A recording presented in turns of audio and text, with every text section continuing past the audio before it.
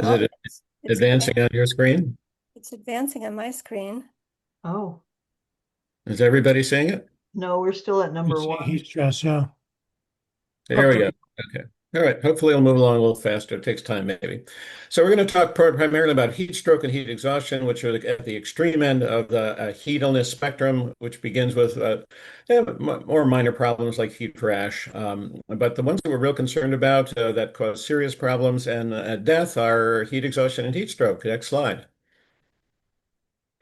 So, why are we concerned about heat stroke and heat exhaustion? It's still a problem out there. Just recently, at the end of June, there was a graduation ceremony in Paterson, New Jersey, and 150 people ended up nearly collapsing from heat. 50 went to the hospital. A couple were hospitalized. The problem is still with the average person doing regular things out there in the world. The temperature at that time was 97 degrees, high, and the town thought, well, we'll give them a little cold water and hopefully that will take care of the problem. Make sure they can mop their brow when they're sweating a bit and all should go well. What they didn't take into account was the heat index or the feels like temperature. The humidity was about 45%. The reported heat index was 106. When you're in the sun, you add about 10 degrees to the heat index to see how the body is responding to that. That brought the heat index up to about 116 degrees. I think if folks had known that, either they wouldn't have come or the graduation would have been called off. So part of the lesson here is about the heat index. We're going to learn more about that today. And I think Mayam's on there. I can hear her voice telling me to slow down. So I will try to do that. And Tina, can you hit slideshow? Is that working or not? I'll try again. That was not advancing before. Yeah. Okay. All right. Hi, technology. Are you seeing the slides advance? Not yet. The next slide. This isn't the slide that I want, though. So, uh, this is a slide that just tells us what we're in store for in Massachusetts, in the Boston area. Should we head up towards that 2 degree centigrade increase by 2050? That increasingly is seeming like we may get there. The average over the last 15 or 20 years is 10 days with a temperature of 90 or above in the Boston area. We're headed to potentially having a full 2 months of temperatures above 90 by 2070 if we keep going the way we are. Next slide. Well, I'm having problems with this, so that's why I'm Good going to to be. go. Okay. Uh, so you can see that in heat illness, and in particular, looking at mortality from heat illness, is increasing in the United States, and we can kind of see the graph is headed up in the wrong direction here. Uh, Next slide. Okay, so in 2023, and we have about 2,300 deaths from heat-related illness, and this is just the tip of the iceberg. Basically, this is based on death certificates that actually mention heat as the cause or the proximate cause of death. Most of the time, heat is a contributing factor to cardiovascular death or respiratory death, and it's not listed on the death certificate. So when we look at how mortality changes over the course of a heat wave, we can see the excess deaths that are occurring, and that would bring the total up more like 4 to 5 times 10,000 people a year and possibly rising. How do people die uh, from heat? Probably the vast majority underlying condition.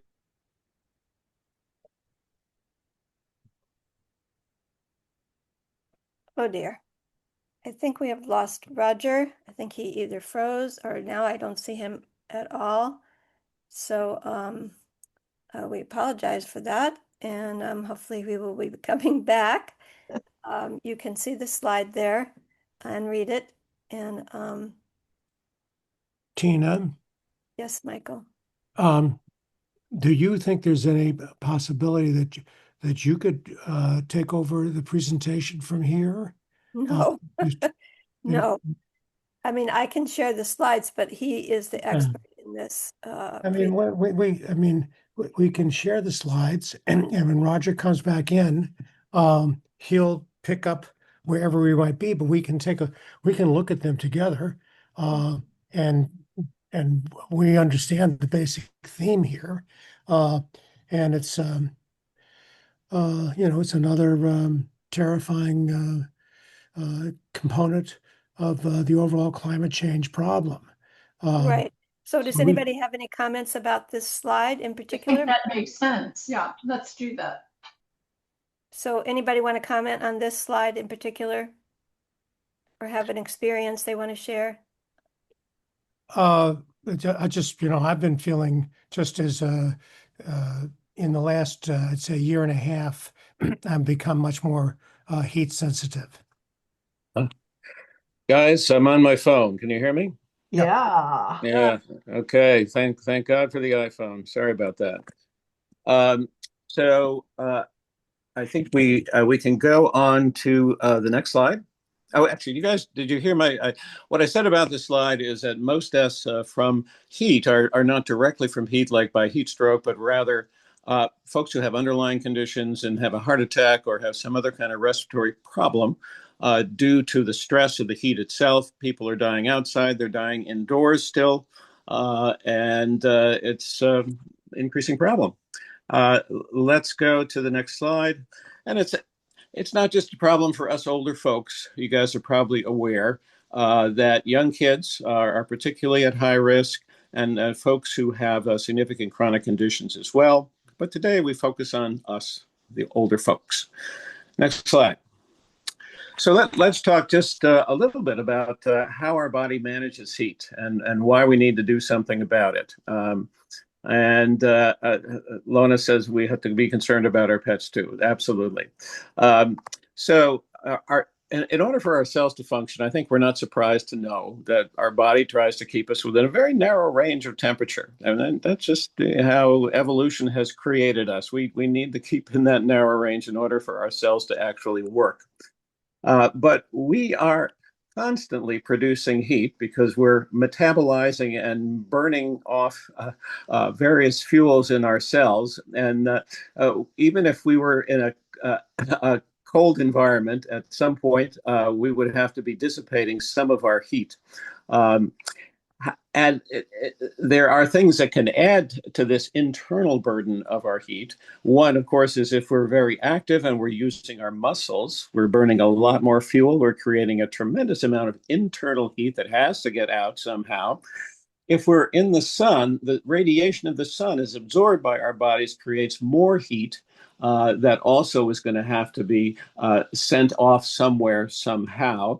And when the air temperature is very high, there also is an external source of heat. If it's over our skin temperature of 95 degrees, we got a problem with the balance. The heat's coming in and not going out. Next slide.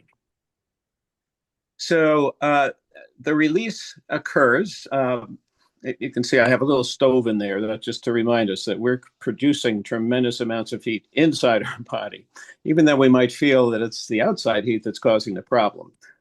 We have to release that heat through radiation, conduction, convection, and then, of course, by evaporation, which is sweating. And convection just means there's air passing over and moving across our skin. When that air is less than 95 degrees, there is an imbalance in the heat distribution, and heat from our skin goes into the air. Heats up the air rises, and cooler air comes in. We can speed that process up with a fan by moving air across our body more quickly. The air is able to take on and absorb more of our heat through that process called convection.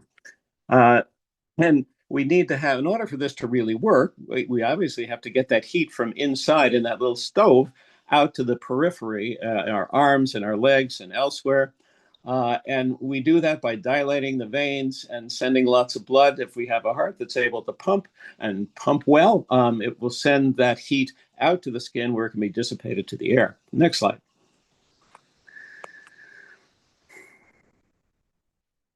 I think we have a system that's working here. So just basically, in terms of review of this physiology, we have some workers who are getting hot, they're in the sun. What first reaction is their heart starts pumping. Let's get that blood to the skin. The blood vessels are dilating. That means that there's going to be more exposure of the blood to the air to get rid of that heat. And we then sort of see that the heat is escaping up to a point, but as the temperature rises into the high 90s and above, we absolutely need to start sweating significantly, because that's going to be one of the main ways that we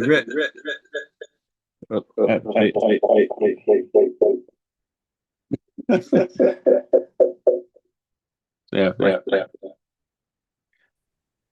My computer woke up there for a minute. A little late on that. Roger, we're getting echoes. I know. I stopped. My computer Okay. woke up all of a sudden. Thanks a lot, computer. Let's go on to the next slide. And so body temperature goes up when heat cannot be released.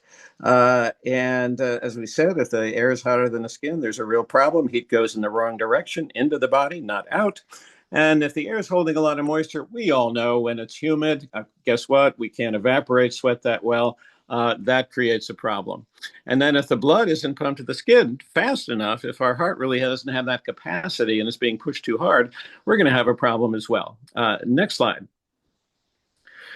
So that can lead us to something called heat exhaustion. It happened to me once about 50 years ago. I was running a 5K, and of course, I was wanting to push myself to the bitter end and didn't pay attention when I developed some weakness and some dizziness, and ended up flat on my back at the end of the race, lying down and hydrating myself for a half hour before I got my strength back. So it can come on subtly, and lots of folks get into trouble, like when they're running marathons. They ignore it. And we can't do that. So these are symptoms to watch for. And this is the result a lot of times of overexerting ourselves or just our limited capacity to release heat. So what's the treatment? Next slide. You want to stop what you're doing right away. So any subtle early sign of heat exhaustion, don't wait around to see what's going to happen and see if you can finish your tennis game. Stop now and get someplace in the shade, lie down, get some water, loosen your clothing, do everything you can to cool off, relax. If you can get into the locker room, take a cool shower. Not lying down, but take a cool shower. Usually within 30 to 60 minutes, you're going to feel fine. So, but if you're not within that period of time, maybe something else is going on and you should get medical help. Next slide. And heat stroke is really the end stage of this process. When the body temperature, the core temperature reaches 104 degrees or above, the brain is affected.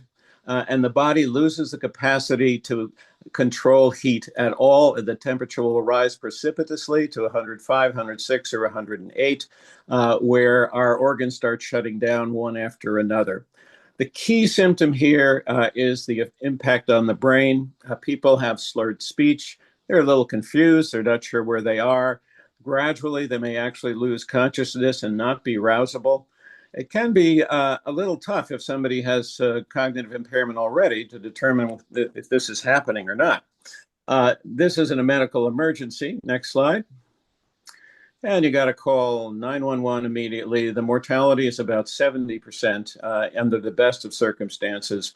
In Phoenix, I think the ambulances roam around with ice tubs in the back so they can pick people up and immediately immerse them in ice. Probably can't do that in most cases. Anything you can do to cool them down is what needs to happen. Next slide. Okay, so any questions at all about basic physiology? And Tina, I'll expect you to kind of monitor the, can heat stroke trigger I think that's a tonic-clonic seizure. And yes, it could. It's not a common presentation, but it is certainly possible. People who are prone to a seizure, who have that much stress on the brain, seizure is certainly possible.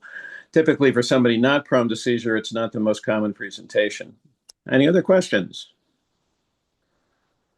So Roger, since I'm sharing my slides, it's hard for me to see hands. So maybe somebody, Lana, if you could see, if you see any other hands. And I'll ask a question, Roger, while she's doing that. Is there any difference between men and women as far as heat effectiveness? They're probably not directly based on the gender itself, but given the different body conformations of men and women, there may be a difference that, and can't answer that directly, but that would be by suspicion. It's hard to know to some extent, in part because men might be more likely to die because they're out there working and doing some things that women typically are not doing. But definitely a good question, not a good answer. Next slide, are we ready to go? I see Irene has her hand up. And then Michael. Go Okay. ahead, Irene. Okay, so my question is, I thought the topic was heat and the elderly. So the elderly are not going to be working outside, right? Well, some may be, but Elderly are going- we're getting to that in just a minute. We're going through the basics, and in just a moment, we're going to talk about how the elderly are especially at risk. So we're going to move right along into that as soon as we get going. Thank you. Michael, go ahead. You had a question? Yeah, just so, but some cultures seem to become inured to a kind of heat that other cultures don't get inured to. I mean, is there some information about why elderly in Mexico, Central America, Caribbean would not have heat exhaustion to the same extent that people in our climate would? It's not so much about a genetic or cultural difference. It's all about acclimatization. Folks who spend a lot of time outdoors in the heat gradually develop the capacity to shed heat more efficiently and more effectively. We don't know all the things that go into that to make that happen, but it's been very well documented that there's a substantial difference between somebody who's been out and about a bit in the hot weather before the heat wave hits. Those folks can tolerate a lot more heat than somebody who has been indoors for even for 2 weeks and steps out into the heat. The body has ways of adjusting. So I think what happens is there is climatization, and it probably is more effective because folks in other cultures spend more time outdoors. I expect also they probably tend to adjust the pace of their activities to make them less likely to develop heat exhaustion because they've managed to figure out what pace they can tolerate. When we hit a heat wave, we're not thinking. We think, well, we can do whatever we used to do. We go out and start working out the way we have in the past without thinking. And if we're not acclimatized, we're going to get heat exhaustion. But the guy from Mexico wouldn't under the same circumstances. I think that's the main factor. And there are probably others that might be unknown, Michael. Thanks. Janet Miller, you have a question. I was wondering how much lack of fitness and or obesity makes to people's susceptibility to heat stroke. Yes, both of them increase. Both of them increase significantly the risk of heat stroke. A lack of, if we're not in good shape, our muscles are not functioning efficiently. They're going to burn more fuel to accomplish the same thing, creating more heat. That's not a good thing. And obesity creates a mismatch between the body surface area and the core. So there are problems with folks and the blood vessels coming to their skin, being able to kind of take care of the heat that might develop in a larger core from the obesity. And they may also tend to not be in very good shape as well. So a combination, two things are definitely issues. Okay, next slide. Thank you, Roger. Yeah, let's go on. Okay, so older adults, we're more at risk. All of us most likely have the decreased ability to produce sweat the way we used to. And this may be due to atrophy of the sweat glands or reduced nervous stimulation for sweating. We also have a limited or less ability to increase a blood flow to the skin that allows the heat to escape from the body. That's a change that occurs with aging, apparently fairly routinely. I'm sure there's lots of variability in that, but we all probably have suffered from these things and do suffer from these things. And there's some evidence that we also don't perceive heat stress as acutely and accurately as others. So those three things that everybody has at our age. Next slide. And as we talked about, on average, older folks may be less physically fit. And on average, they may be less acclimated, spending more time indoors, not getting out in that 2 weeks before the heat wave to kind of get acclimatized. Next slide. Now, the other factors that come into play, as you might have suspected, are underlying medical conditions, health conditions that older folks have, and the nature of getting older. We know all of our organs are aging as well, and coming into an age when we can have significant problems with heart, kidney disease, diabetes, and even cognitive impairment. That may lead to some flawed decision making. Heart disease being in particular a big one because of the major stress on the heart that occurs when we're exposed to heat. So folks who have underlying coronary artery disease, they are going to be potentially, if they get into trouble with serious heat exhaustion, at higher risk of having a heart attack. Folks who have congestive heart failure are going to have a problem with pumping enough blood to the body surface to get themselves cooled off. And kidney disease may mean that you're going to dehydrate more quickly. Next slide.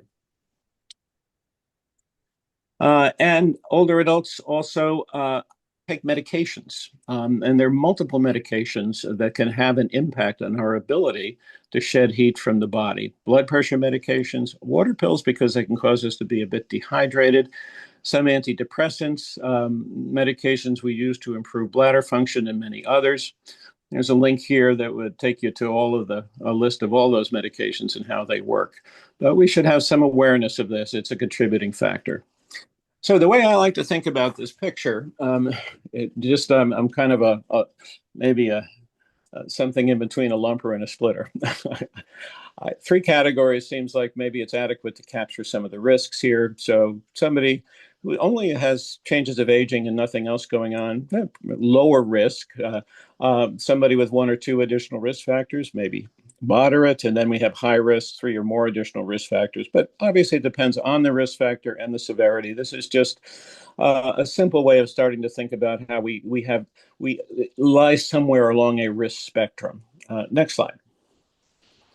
So, further questions about the elderly and their particular risks? Well, this is Lana. I'm just curious. I've noticed that my sense of thirst has decreased as I've gotten older, and I wonder if that puts us in a more sort of dehydrated state and makes us even more vulnerable. So do you think that making sure we're hydrated is a helpful way to avoid? Making sure, hydration is really critical. You're absolutely right. And if our sense of thirst is not driving us to hydrate, then what we'll say, we'll be talking later about how we should be drinking approximately a cup of water every 15 minutes when we're out and about in significant heat, and just doing that on a routine basis. These days, I carry water with me more than I ever used to, and I'm trying to pay attention to that. Dehydration means that you're going to have less blood going to the surface. You're going to be less likely to be able to cool yourself. And in addition, obviously, you're going to be potentially getting to a place where you may faint or pass out. Your heart's going to be working a lot harder. So it is really critical. And thanks for bringing that up, Lana. Roger, I assume later, because I know what you are interested in, that you're going to be talking about the economic and social status of elderly, where they live, their zip code, and how that affects their capacities to deal with heat illness. Not in great detail, but you're absolutely right. I will be talking a little bit about folks without air conditioning. I don't delve deeply into who does and who doesn't have air conditioning, but we can all guess that would be an issue. And we'll be talking also about the heat island effect. So as you said, Tina, folks in an urban zip code with lower income, no air conditioning, living in a heat island, so both outdoors and indoors, they're going to be at increased risk, and you're going to have significant morbidity there. Thanks for bringing that up. Next slide. So we've talked about like personal risk factors. Okay, then the next thing that you got to look at is what is the environmental risk? How do you measure that? How do you deal with that? And I call this situational heat risk. And we have to take into account the obvious things: air temperature, humidity, sun exposure. Wind can make a difference. A lot of the methods we use to measure heat stress don't always take that into account. The amount of exertion we're doing is really, really critical. And finally, the heat island effect, meaning that buildings, concrete, heat up, maintain heat, and continue to radiate heat throughout the day and throughout the night, increasing the risk of heat stress for folks who live in those kinds of places or want to go out and about on the streets. Next slide. Okay, so there are a lot of numbers on this slide. So just focus on the blue area that I've outlined here. You've all heard about the feels like temperature. The formal name is the heat index. This is the National Weather Service table on the heat index, where they rate when you should take caution, extreme caution, when there's danger and extreme danger. And these are fairly conservative measures, as you might see, because we've maybe all been out and about and not felt like we're having to be too cautious when it's just 80 degrees and 40% humidity. But this is a vision of covering the whole population when we should start paying attention to what the heat index is. So the temperatures across the top, you can see that I've got my blue marker on 90. That's 90 degrees. The relative humidity is on the left side, and I've got my marker at 70. The average relative humidity in Boston is about 70. So that's a reasonable representation of where we live. So if you come across and look at the intersection of those two in that little blue box, it says 105. So we have a temperature of 90, and we might think, 90, yeah, it's starting to get hot, but we're not, hardly in a heat wave yet. Let's go out and play some basketball. If we check the humidity and then the heat index, and so the heat index is 105, we might really think twice. And I think rather than just knowing the temperature and the humidity, the heat index really puts the two of them together and sends us a signal. And that signal puts this person who is going to go out and about in a danger range. This person should stop and think, can I really do this? This is a little worse than I thought. Now, the heat index is measured in the shade.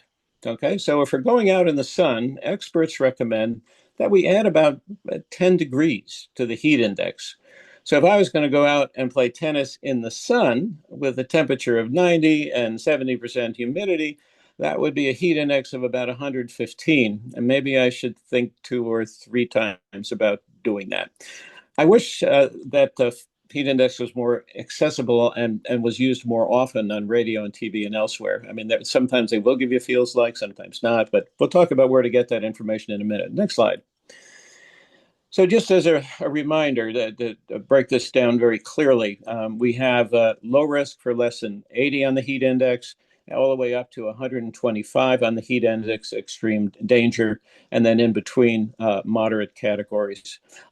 Arbitrarily determined by experts, probably not based on a lot of detailed data, but the people having some notion of how the body can handle heat put this together. Next slide. And so let's say let's say we're in the Boston area, we have 70% humidity. What you'll notice here is that the heat index is not a linear function. So just knowing the humidity doesn't give you the answer to what the heat index is going to be. It's a very complicated formula, and you can see that a heat index of 80 at a temperature of 80 degrees with 70% humidity, it's just 83. Yeah, not a big deal. But then you move up the scale and get to 90 degrees, suddenly we're adding 15 points and we're at 105. And by the time you get to 100 degrees in the air temperature with 70% humidity, you're at 136 degrees in terms of the heat index, and you're in extreme danger. So if you hear 170%, maybe that wouldn't mean a lot to you. When you hear 136, as you learn more about heat index, I think you'll say, whoa, that's a problem. Next slide. Can you take a question from Michael Sales? Yeah, sure. Michael, go ahead. Yeah, Roger, is there some place that we can immediately get a reference on the heat index via our phones, whatever? Yes, we're going to get to that in just the next slide. So let me just this is where I show you what happens when you go into the sun. So just comparing the heat index in the shade to the heat index in the sun. So already at 80 degrees, we're up to about 93 in the sun. At 86 degrees, we're already at 100 degrees in the sun. So, we think, oh, it's in the 80s. Let's go out and, everything should be just fine. Well, it's going to feel like 100 degrees if you're in the sun. You might want to think twice, depending on how you've tolerated 100-degree weather in the past. So just the basics of the heat index. Next slide. Okay, there's another question from Lana. Yeah, Lana. Oh, you're on mute, Lana. Thank you. Sorry. I just checked my handy dandy weather app on my phone and it shows real feel. So I'm wondering if they don't use heat index, but real feel. So feels like and real feel are very similar to heat index, and you can consider them as being equivalent, even though real feel is a proprietary formula that it says that they take into account airflow as well. I'm not sure how well they do that, but it's very similar to heat index. So feels like and real feel is what you would look for in your typical weather app. So to answer your question, Michael, most weather apps on this smartphone will have heat index. Sometimes it's kind of buried in there and not so easily accessible, but it's usually there. And weather.com will tell you that. I use this OSHA heat index, and I have the link here on the slide.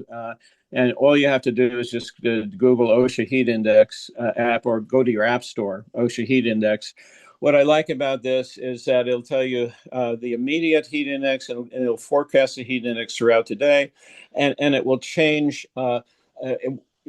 location with you. It uses the closest weather station. When you're moving about, it automatically is going to find the heat index where you are and predict it for the entire day. So you can plan your day around the heat index. So I recommend that for folks who don't have smartphones. You can get a home weather station, and that's possible as well. Sadly, you can't really pick up the telephone anymore and call for the weather report. I don't know if anybody's ever tried that recently, but you have to wade through, I think it's about 20 minutes of ads before you get anywhere. It used to be back in the day, that was the way. You call up and they just say immediately what the temperature is. Anyway, so heat index, very important. Next slide is just, are there more questions? Or maybe we've got most of those. Okay, all right, next slide. Okay, so how do we reduce heat risk? There's some very basic things that we want to do. I think the main concerns that most people have is, well, when do I need to worry about a low intensity activity? I want to go watch my grandkid play soccer. It's hot and sunny out. How long can I stand on the sidelines safely before I collapse like the people at the New Jersey event? The other thing I think is I'm more concerned is moderate, sustained physical activity. Typically, what we do to work out, or if more likely we live in a city, that might be our mode of travel. Might take us longer distances, longer blocks just to get to the store. We don't use cars as much, so we're out and about. So I think for low intensity activity, especially in the sun, and moderate activity, our walks or our brief runs, I think limited sports activity, not really vigorous sports activity. These are the things that I think about we need to figure out what to do about. So next slide. So there are some simple things that most people already know. When the weather folks say stay inside, maybe you should stay inside, or at least think about that.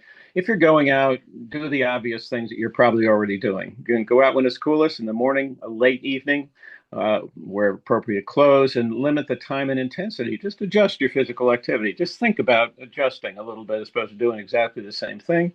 Rest more frequently than you would. Avoid the direct sun. Stay well hydrated. And most importantly, stop your activity and rest in the shade. Hydrate if you're feeling any symptom of heat exhaustion. So those are some simple basics that may get you through most of what you need to know. Then I'm going to take you a little deeper for folks who might want to uh, learn a little bit more how to adjust things in a little bit more detail. So we'll jump there now. Next slide. Okay. I put together just some rules of thumb that take into account our various personal risk factors, if we're low risk, moderate risk, or high risk, and then take into account the heat index, using the National Weather Service's version of caution, extreme caution, and danger, and then made some suggestions for folks in these different categories. These are just general suggestions that I think are relatively common sense, but I put them into a graph so one could access them if one needed. So it's 80 or 90 in the heat index. You may want to start thinking about adjusting your activity if you're low or moderate risk. And you get in up to 91 to 103, think about maybe you want to minimize or at least adjust your activity for sure. If you're low risk, and definitely minimize your activity moderate, and probably if you're high risk, maybe you want to stay inside starting at that point. And now you're going to be adding 10 degrees if you're going to be in the sun. So that's going to move you quickly up the scale towards the danger range. So there's just a way to think about this, and you can have access to this. I'm going to put it online for everybody. Next slide. And that's for moderate activity. Now, if you're going to just be kind of sedentary outside watching the soccer game or something, clearly you can tolerate more heat if you're not moving around using your muscles or doing anything. So here we have a suggestion for somebody at low risk. They up to 103 degrees, probably they might think about adjusting their activity. But probably still could watch part of the game at least. Getting to 104, 116, maybe shorter amount of time, maybe think about skipping the game at that point. And then as we go down the risk scale, I'm making suggestions for avoiding activity at some lower temperatures. And if we add the sun into that, clearly, again, we're going to move in the direction of more caution. Next slide. So are there any clues when I say adjust activity? One thing that I'm concerned about when I listen to the news is that they tell you, careful, it's a heat wave, think about staying indoors. Never really anything specific about, well, how long can I be outside safely? Doing what? There's not a lot of information out there. A lot of the research in this area has been done in the world of occupational health. And NIOSH has done a considerable amount of research and summarized our findings on the tolerance of pretty much their focus, of course, needless to say, has been young, healthy workers, not folks like us. So there is some data out there where there is a bit of a consensus on a conservative approach for workers to stay safe when they're working at different levels of work. And that takes into account the heat index, the sun exposure, and the intensity of the physical activity. And I'll show you how that looks on the charts that NIOSH and OSHA put out. This is not directly from NIOSH and OSHA. It's been adjusted by some folks who I really trust to turn some of the measures that NIOSH uses into the heat index. And this is what is suggested here. You can see that for a moderate kind of activity, for a young, healthy worker, they're suggesting at between 101 and 105 degrees in the shade, they could work 40 minutes before taking a rest and then take 20-minute rest. And as we go up the scale, we see by the time we get to 112, they still could work 15 minutes in the shade. And take they obviously then take 45 minutes rest in the shade and to go back to work. Now, if we added again 10 degrees for anything going on in the sun, we would find that's when it's 100 degrees outside. Adding 10, that brings us we could spend about 20 to 25 minutes in the in the sun before we really should get out and get back into the shade. So this is again focused on young, healthy people. So this would be the absolute maximum that I think any of us would want to consider, and we should really make adjustments in this. But this gives you a little idea of what the human body can tolerate reasonably safely. If you're young and healthy, and especially if you're at very low risk, you might sort of look at this and say, well, maybe I can get outside and do a little bit more than I thought. Next slide. And then we have the same thing for low intensity work, where you can, if you're just sitting down in the shade doing some hand work, they say even at 117 degrees, you could spend 20 minutes safely every hour with 40 minutes rest, and then go on for an 8-hour shift to continue at that level. So the human being is, when young and healthy, able to tolerate a significant amount of heat with the appropriate rest and durations that we use. Okay, next slide. So let's just put this all together and wrap up here. Yeah, I'm just a little bit over with the technical problems. So we have Sylvia here, age 82, good health. She's been indoor the last 2 weeks, had a little allergies outside, really a problem. So she's not acclimatized. That's a problem. Takes medications, but none that I'm concerned about. Average physical fitness. She walks about 30 minutes a day, outdoors or in the gym. She'd like to go out today. She's tired of being inside. She lives in the city, and it's a very sunny day. She typically walks on the sidewalk next to lots of concrete buildings. So there, okay, well, maybe there's a little problem with a heat island effect here. And she'd also like to go watch her grandchild play. The whole game be about an hour and a half, and that would really be important to her if she could get to that for sure. So next page, next slide. So what do we do for analysis? Just how we think through. We look at the heat index. We had 10 degrees for sun. We look at the intensity of the activity. We check our rules of thumb table. And then we look at, we think about what adjustments to make. So let's flip down to the next slide. So we have a heat index of 103. So looking at the moderate sustained outdoor activity, I'd say she's at moderate risk because she's not acclimatized, and she's older, and 82, not 70. So the chart here says she should minimize her activity, and in fact, she's right on the edge of the danger zone. I would probably say today's not the day to go out and take your walk. Go to the mall, get a cab, and have them take you someplace inside where it's air conditioned. Just based on what we've learned and what we understand about the body, I think it makes sense. Next slide. Now, if Sylvia was a young, healthy, acclimatized worker, she could go out, maybe spend even 40 minutes out there before she had to take a rest. But with all the adjustments we made, we're suggesting that she avoid. So that's just how you can use this table. And sometimes you say, well, maybe she could do more, but probably not. Next slide. So what about going to the soccer game?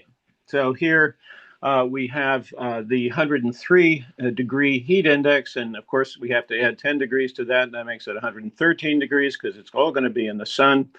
And there we're coming up to the extreme caution here area, and for her, minimize activity. So, maybe she could spend a little bit of time outside. But let's look at what a healthy worker could do at 113, and get the next slide. Oh, actually, the previous slide. Sorry. Yeah. This is for sedentary work here. So 103, a typical sedentary worker could spend 60 minutes outside. But given the moderate risk that Sylvia has, and it is 113, I would still recommend that she spend probably no more than 20 to 30 minutes. If she can get into the shade, I think then she could probably watch the whole game. Next slide. So this would be the recommendation. If full shade, maybe 45 minutes in the sun at the game. Otherwise, 20 minutes if she's in the sun. Skip the walk. And we worry about her because of her age or heat island effect and because she's not acclimatized. Okay, next slide. Okay. Any questions about how to do all that crazy calculation? Not that you're going to do that in every case, but you're going to get a feel for how to use the heat index as time goes on, and for yourself for sure. Now let's just take 5 more minutes to talk about staying safe indoors in the heat. People die indoors almost as much as outdoors. About 87% of Massachusetts households had AC in 2020, more today. That's about 340,000 homes without AC. and that's about 830 residents at risk. So it's a significant issue and a problem.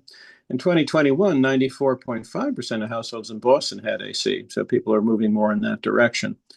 There is an act relative to access air conditioning that's in the legislature today that would make sure that landlords cannot stop a person from putting in a window air conditioner or portable air conditioner, and also potentially give residents in Massachusetts access to relief on their electricity bill in the summer. We have that capacity in the winter for low income folks, but we don't have it in the summer when people have to run their AC. So folks are beginning to take a look at this.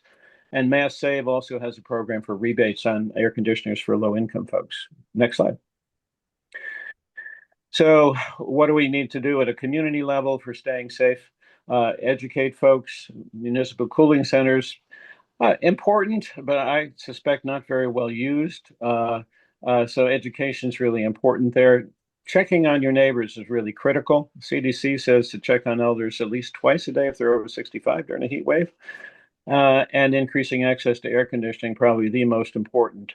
That's that act we talked about, and reducing electricity rates. All of these things are things that we all, as Elders Climate Action, can be working on and advocating for. Next slide. And so how do you stay safe indoors? Well, use the heat index again. There's not a lot of data about how, if you're an extended heat wave indoors, how you can survive. In Canada, they had an unexpected heat wave with everybody unacclimatized, not used to heat at all. 600 people died, most of them indoors.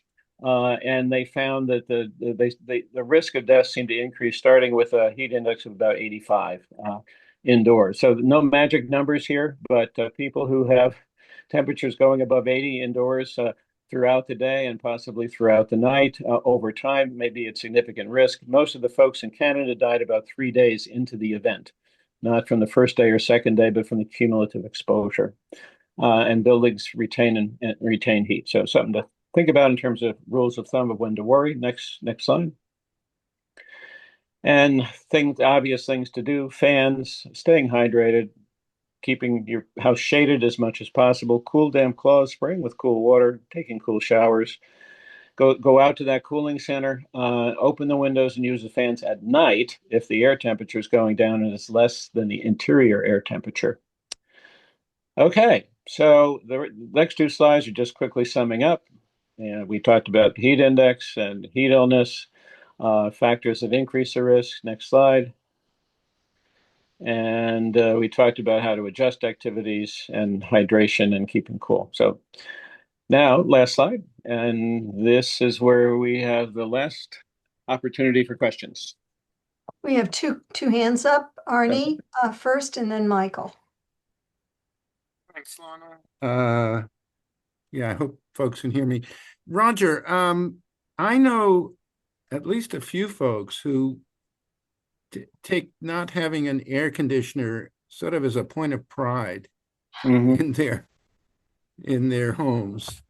I don't know exactly what to say to them. I don't know if that's a common occurrence among certain folks. I don't know that that's a common occurrence.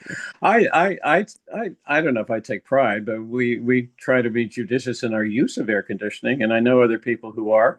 So we have a lot of fans, but I monitor the interior temperature and my comfort, and it's there when I need it, mostly for comfort, but certainly if I absolutely needed it for survival. These folks, it's certainly possible that they may never get to the place where they're at risk of actually serious heat exhaustion from their exposures indoors.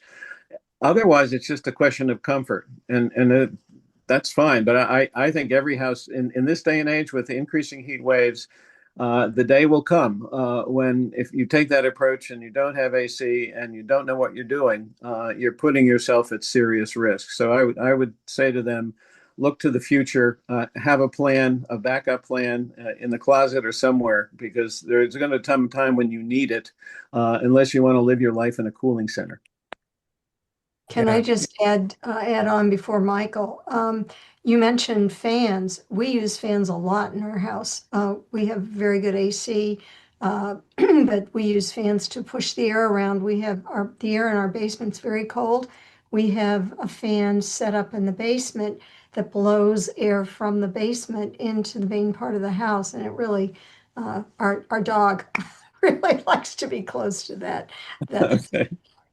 Okay, Michael, and then Tony. Yeah. First of all, I want to say, Roger, fantastic presentation in the context of some rough waters at the outset. So really, really deeply appreciate that. Right. And yeah, so I'm interested to know if there is any linkage in Health and Human Services to the connection between climate change and these kind of heat-related problems for the elderly that you've been discussing. And I use I use Health and Human Services as kind of, a bucket of a place I would look to for that. But is there, are you aware, and I maybe the, I'm trying to, the physicians who focused on climate change that we had speak here at at our chapter meeting on one occasion might be some group that's focused on this, but is there any power constellation that is making the linkage between what you've been describing today and our overarching issue?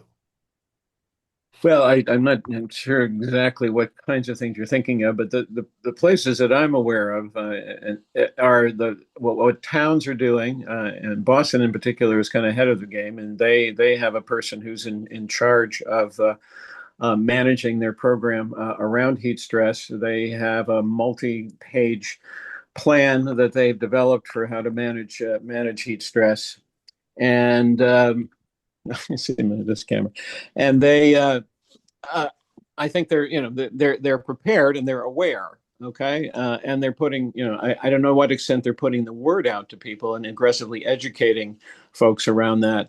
Most towns, I think, I don't know how many, I tried to find out yesterday, but most towns, I think, do have some awareness and have mostly cooling centers as a response. That's really pretty inadequate. I think Tina and I can tell you, we had our students go around during the last heat wave to check on who was at the cooling centers, and they found very few people at the hottest time of day were actually in there using the cooling centers. So I think education is really a dramatic need, and I don't see that happening. I suspect that, and if you look at the legislature, there's just one bill in there that has to do with kind of relieving ourselves of heat. So the awareness of the heat stress and its potential problems, I think, is limited among some of our politicians and some in our administration as well. So I don't know if that addresses your question very well, Michael. But Yeah, if I can just add, Roger, in a community setting, a town setting, a city setting, the the health department is really the central place that information gets shared. A public health nurse, or if somebody has a sustainability director, but the public health nurse would be getting out information on cooling centers and coordinating with the senior center or the high school if it's designated as a emergency shelter. So I would go, how much the public health nurse, what infrastructure is at the health department to be able to get her or him education out there. What do they have on the website? And that's, what Roger was saying with the students we're finding out in Worcester, which is a big city, but has less resources to devote to this than, say, Boston does. So question from Tony, and then there are a couple of questions in the chat that I'd like to go to before Irene, because Irene, I think the chat questions came in before your hand was up. Tony, take it away. You're on mute.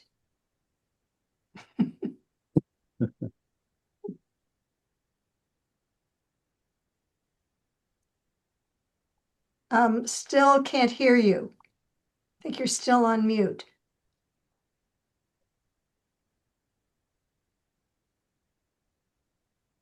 Arnie, can you unmute Tony, or do we have that capacity? Ask to unmute, but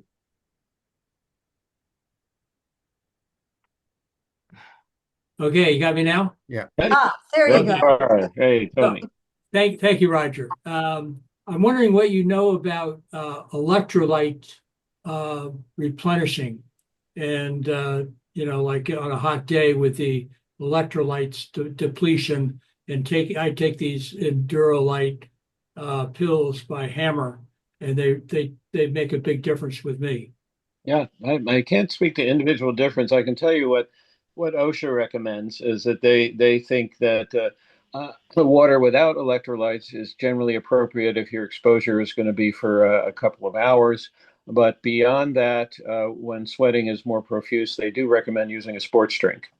So I think the body has significant capacity in short exposures to manage electrolyte, the relatively minor electrolyte depletions.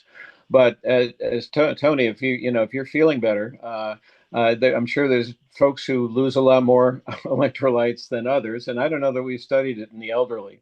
So I don't specifically recommend that nor use electrolytes in general when I'm just if I'm going on my hour-long walk, even if it's maybe a heat index of 103 in the shade, I'm okay with staying in the shade and carrying my water. I don't use electrolytes, and so I've been okay. But you should continue to do what works for you, Tony, and maybe we'll learn in the future that others could use this too.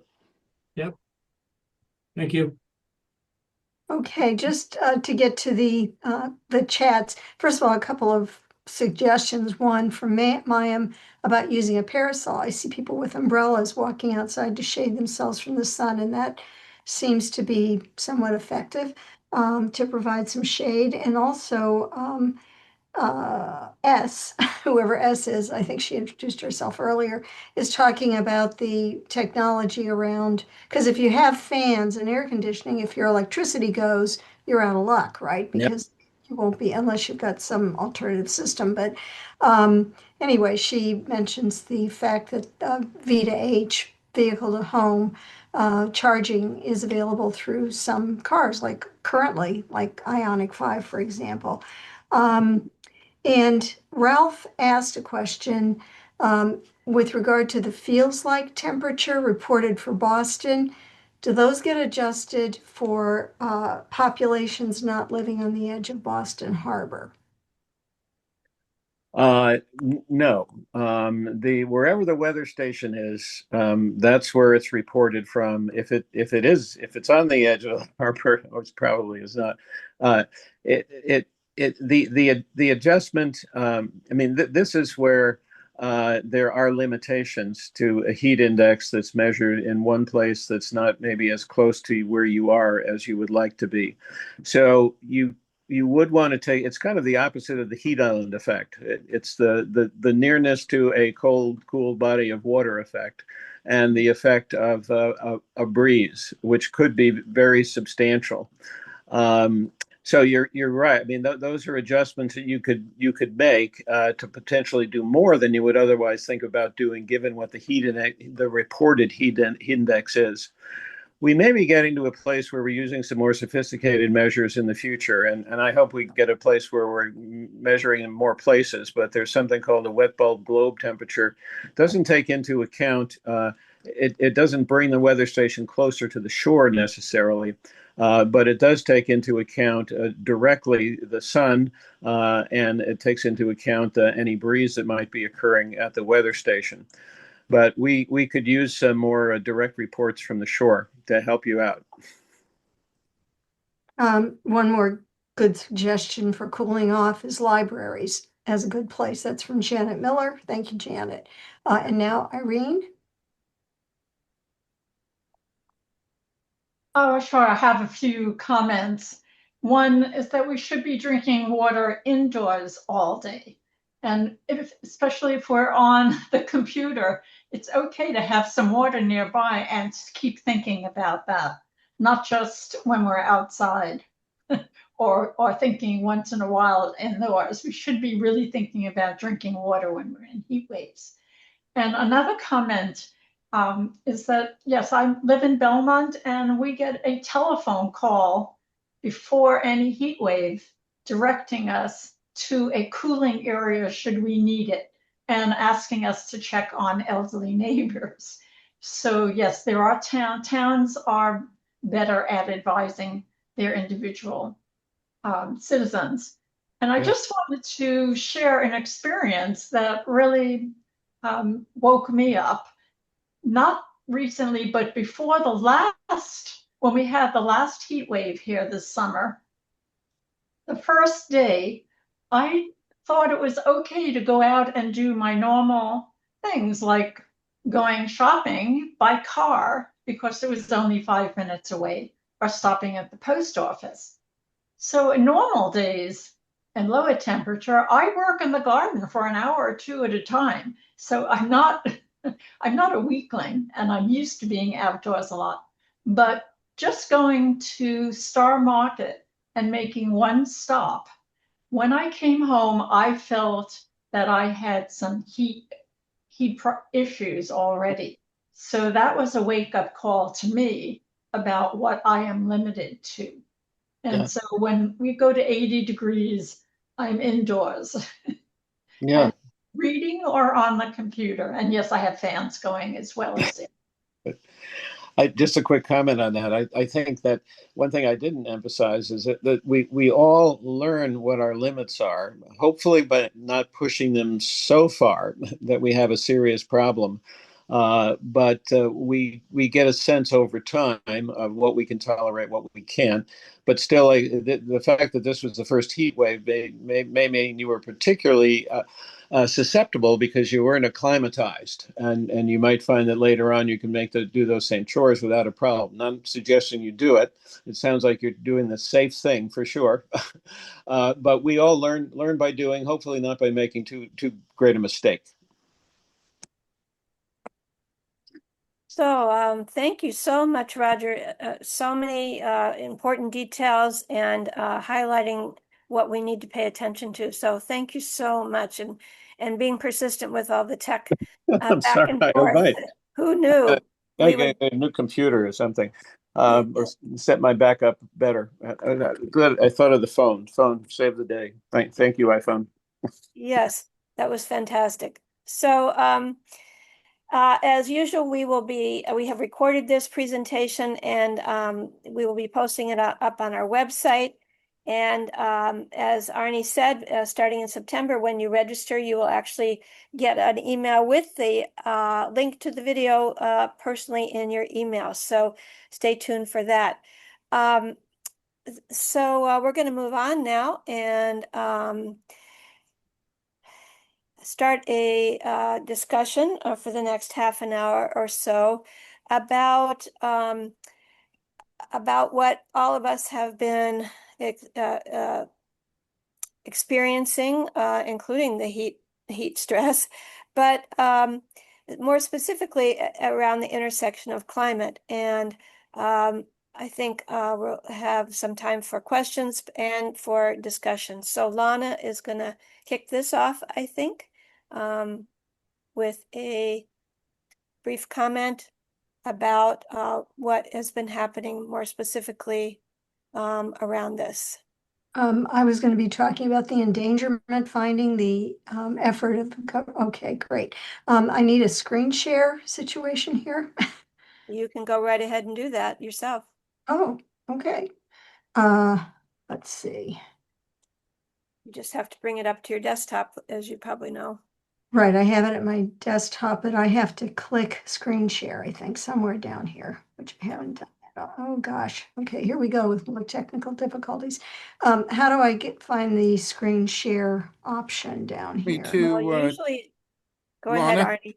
Yeah. Do you want me? unless- I think I have it's just a 3-slide presentation. Is Yes. that what it is? Do you want me to share it? Okay, I mean, I've got it up on my screen. Okay, you're Oh, just wait a looking for minute. this. Here I go. I've All got right, it. got it? Okay. Okay. All right, sorry. Thank you very much. Let's see. Get rid of that. Can you, that means I can't see you guys. So, from the beginning, Yeah, Okay. we're not seeing it, Lana. you don't see it. Okay, Arnie, we're gonna go to you. All right, 1 second. Sorry.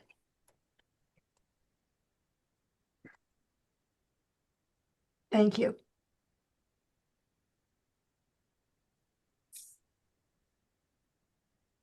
Okay. And can you put it in presentation mode? Will do my best. Slide under slide. Excellent. Thank you very much. Okie dokie. Well, with all respect to James Lovell, America, we've got a problem. We now have our government attempting to repeal the endangerment finding. That's the latest administration effort to deny climate change and protect public health and the environment. And you can go to the next slide.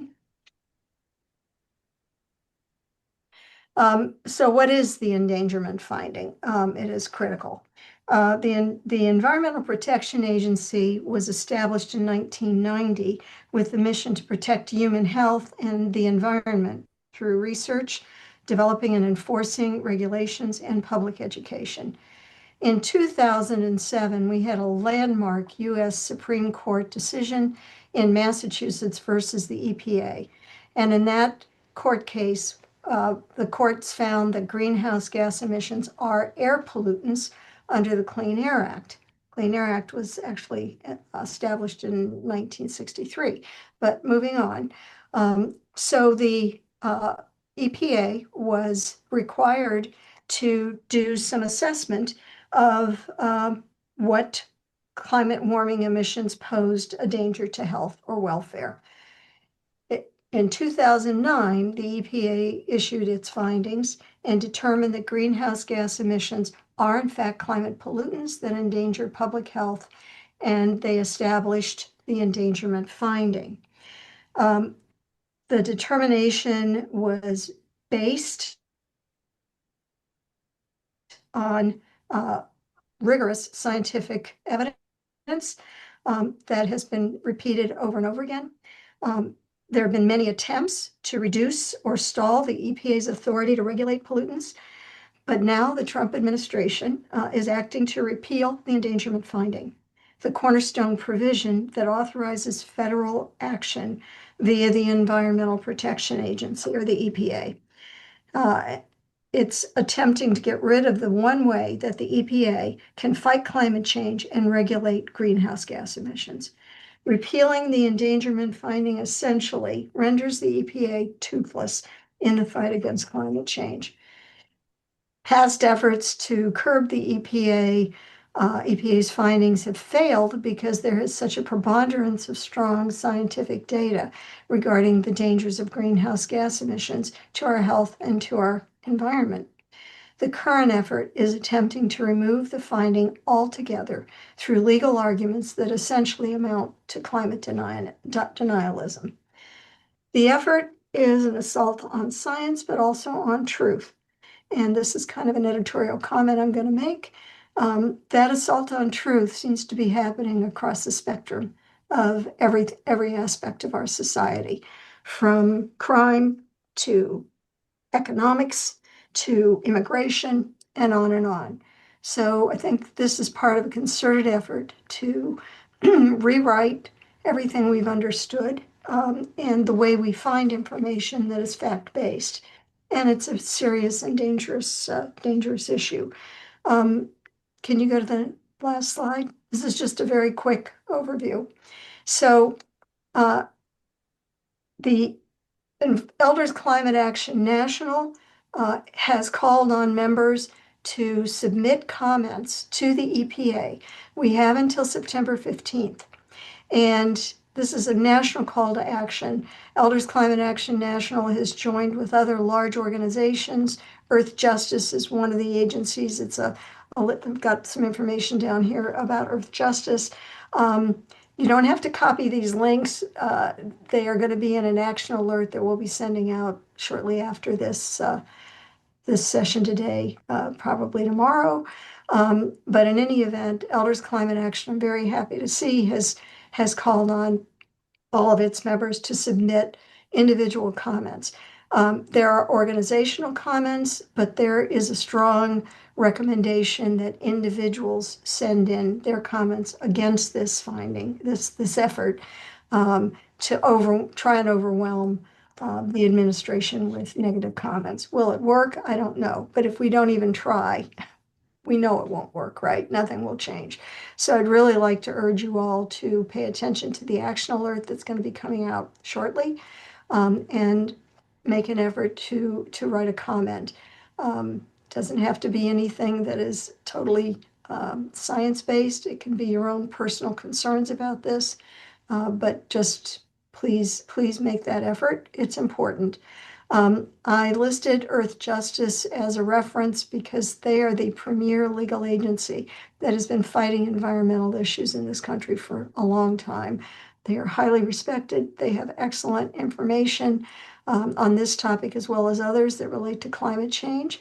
And that's really all that I have to say before we move on, Tina.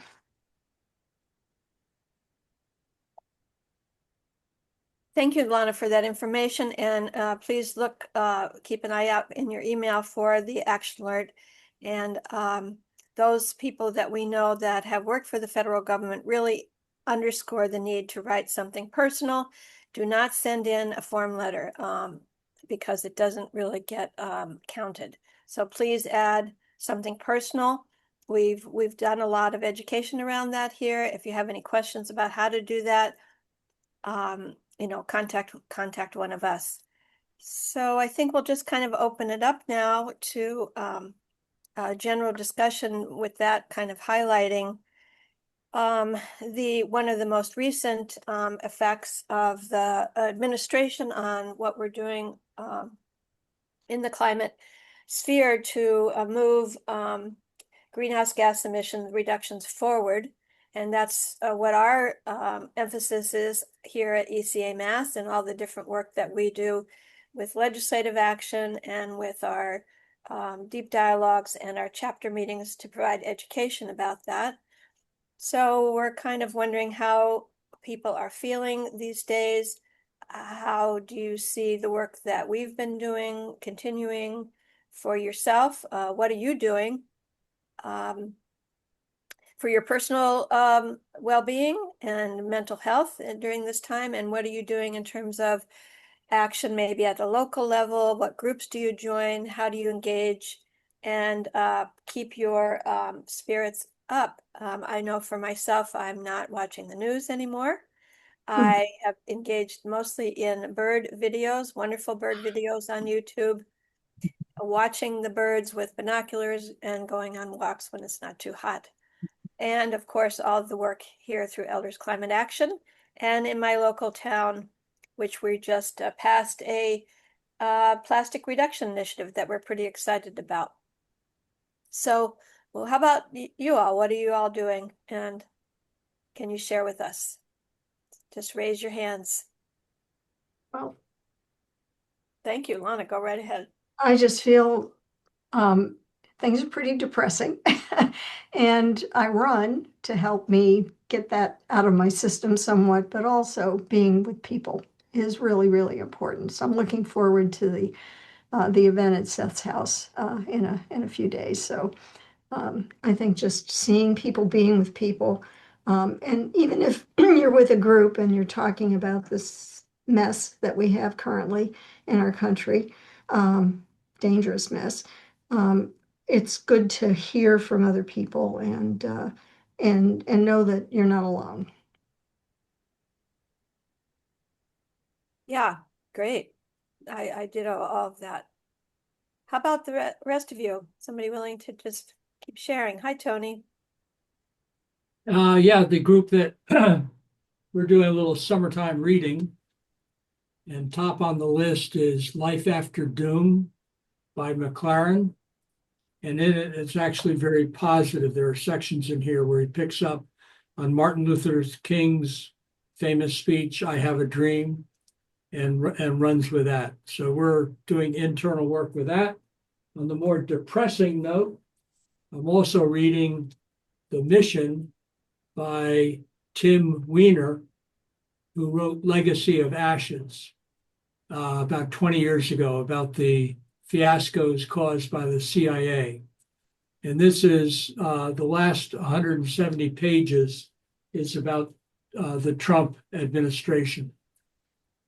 And I found, even though I stay I'm not involved, like Tina said, like in the day-to-day news. I appreciate a well-written book that has the sweep of about 15 years in it. So I'm finding that both those books are really, really helpful. Great, thanks for sharing that. Roger. Yeah, in June we took a month-long trip to Scotland. I highly recommend that as a way to escape from some of the trauma that we're all experiencing. But then having come back kind of re-energized, I do find it I don't know, I find it interesting to follow the news, and mostly the New York Times, and to tick off all of the disasters that seem to come forward every day. Um, I'm not feeling that gets me down that much, and it may have something to do with the fact that I'm used to the sounds and the voices on public radio. So just having the voices out there somehow maybe it compensates for some of the content that they're actually speaking to. And I'm also trying to read and understand what's going on in the country, finding books that are different theories and about how we ever got to elect Trump, and I am deeply concerned about that because it's going to drive what we need to do next. And then I try to, my wife is involved with Indivisible, and I kind of support her, go to some standouts. I feel like we're preaching to the choir, but we need to energize the choir as well. And now they're launching this Million Rising event, and they're focusing on if we can get 3.5% of the population to really speak up, step out, and protest, so we can potentially make a difference. So I try to stay optimistic a little bit around that, but also realistic. And being with people is really critical, and music is the other thing that kind of relaxes me and takes me out of the chaos. Yeah, music is really important to me too. And I'm glad you mentioned the standouts, because that's something that I have been doing on the Saturdays locally or going into Boston. And I think there's another one coming up. Milana, maybe you can share more details on September 1st, Labor Day. AFL-CIO has got some things set up. And I think if you go to the website, you can find some local activities, the Bread and Roses parade and event that happens every year in Lawrence, I believe. And there's some Labor Day parade in Boston, I believe. So maybe, It's September 1st, yeah. Yeah. And you can check Mobilize. I think, one of the things that I think has been really interesting is the way these protests have developed, that there's not necessarily a lot of information that you can find online, but it's through your local organization. So that's why you get these incredible showings of the public all over the country. And that to me seems much more effective than everybody showing up in DC for one day or something. So these are, they have to continue. So this September 1st protest is actually being touted. It was organized by AFL-CIO to support workers, and it's actually being touted as they want it to be equivalent to the really major, large protests that we've had. No Kings, Hands Off, and the last rally, I can't even remember the name, but I've been to all of them. And that's another way, to feel some support. It may be the choir, but I think the choir is getting larger, and it needs to. And we'll try to send more info out. Can we do that, Tina, Roger, through our information vehicle? We'll know more as we get closer to the time. But yes, and I think Mayim, you post things on the ACA Mass Facebook page, and I see you have your hand up in the calendar. Well, a couple things. I mean, we're a little bit cautious on how much we put out about some of this stuff. Not that we're complying in advance or anything like that, but that we're climate focused. And yes, they're all interrelated. But in that light, I would just commend the work that Indivisible and Mobilize are doing, and just look at Mobilize anytime, and you can find stuff in your area. in terms of what we're doing for ourselves, when I think about it now with this question, I feel really proud that my neighbor in the next building organized a little standout in Coolidge Corner. We had like 2,000 people for No Kings, but we're doing it every Saturday. And she puts it on Mobilize, and people are coming from Jamaica Plain, Newton, and people are knowing that we're there. We call it just Rally for Democracy, Stand Up for Democracy. We're not like against a lot of stuff. We really try not to get political over Palestine and Israel in this neighborhood, but stand up for what we believe in. But Mobilize has been such a help. It's easy to post things. So I would look to them for your first source of information for stuff all over near you, whatever date you pick to use it. It's great. Thank you. Irene. Yeah, I think we have to keep protesting. And thanks, Lorna, for calling our attention to September 1st. I have lots of materials. If anyone needs to make their own posters, I can provide materials. Also, I just wanted to say that I myself follow the news. I want to know what's happening. And I'm very upset about what's happening with wind power in Massachusetts and the Northeast. But I'm glad that New England is staying pretty firm about recognizing climate change. I also take courses at HILR, and I lead a course every fall called Reading the New Yorker. And the New Yorker is a very liberal publication, and we often are talking about climate change issues in the articles that they are publishing. So those are some of the things that I do, in addition to, along with Betty, keeping a garden that provides for butterflies and insects in particular. And I just recently left a note and an article from the Globe at the door of my neighbor 2 doors down. They built a compound, and every night it is fully lit up. And they're the only ones in the neighborhood who have lights on all night. So I did leave a note saying that it's from me and that they might want to consider the plight of some of our local insects. Anyway, those are some of the things that I'm trying to keep my myself going with. And of course, I have a son and daughter-in-law who work in energy articles, who are independent writers. So I keep up on what's happening in energy and water issues around the world because they're so nice to let me read the drafts. Anyway, those are some of the things in my background. And I miss our in-person meetings, but again, COVID is on the rise. I'm sure everybody is aware of that. And it is hard to have big meetings in person.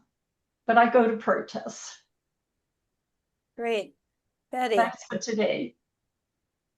Yeah, I have been to a number of the protests. I'm not very artistic, so I've been getting my grandchild, one of my grandchildren, and my daughter-in-law to make my signs, but I do it as also a way of engaging them. I say, please help Grandma make the sign. They're thinking about it. So, and my daughter-in-law's been going to some of the demonstrations as well.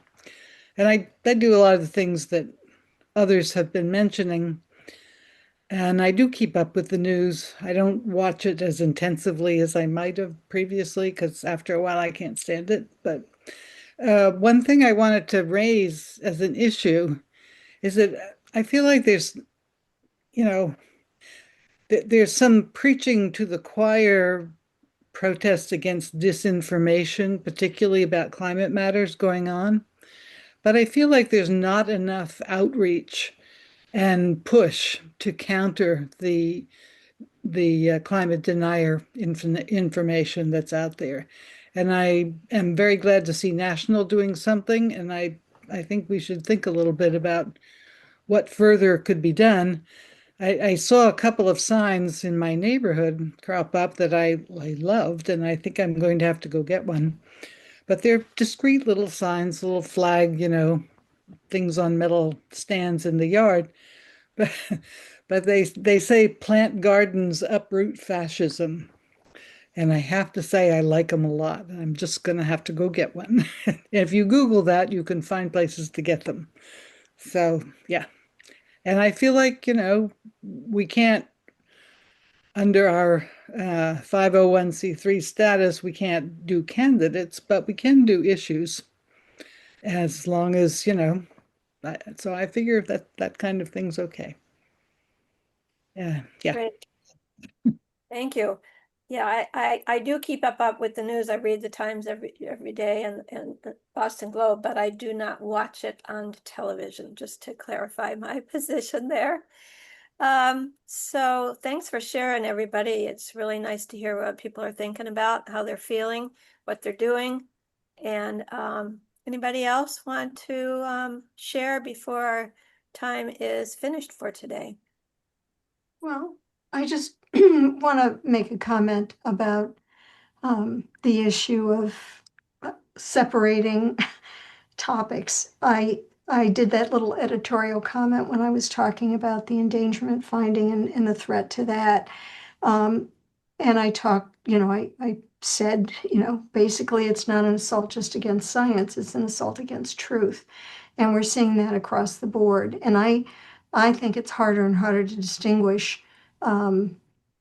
the issues in terms of the current administration, because everything that we hold dear is important and is under assault. And I feel we have to broaden our lens a little bit more around what we're going to fight for, because climate is a critical one for sure, but politics affects everything we do, and we have to confront it at some level.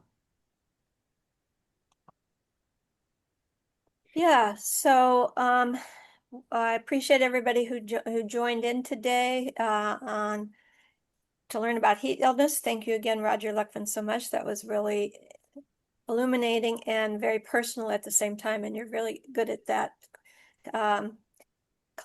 combining science and personal perspective, and I appreciate that very much. And to everybody else who joined in today, we will make sure you look at the newsletter, keep in touch with us. Again, no deep dialogue this August, but we will be having our regular chapter meeting on September 9th. And information about that will be in the September newsletter. And again, for all of you out there, if you're at all interested in doing a little bit more, joining one of our teams, or perhaps helping out with the newsletter, or doing some computer work, if you have that skill, just let us know. So Tina, Rolf had a question. He wants to know if the newsletter is more extensive than the meeting announcement. the newsletter has details about the chapter meetings. Usually there's an announcement that's a save the date a couple of weeks before the chapter meeting. And then a week before the chapter meeting, there's an announcement that does have pretty much full information about the chapter meeting. And then again, it's repeated in the newsletter. The newsletter comes out usually the day before the chapter meeting. Chapter meeting is always the second Tuesday of the month, and the newsletter usually comes out the Monday before the chapter meeting. So I wanted to just add, the newsletter has other kinds of things, though. Often there are reviews of books or things that people are reading. There's more of a variety of information that's included in the newsletter, it's very interesting. Yeah, there's lots of information.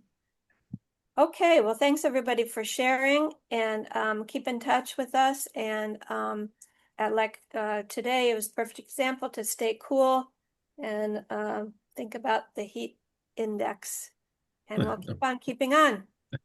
Okay. Thank you all. See you at a protest. Okay.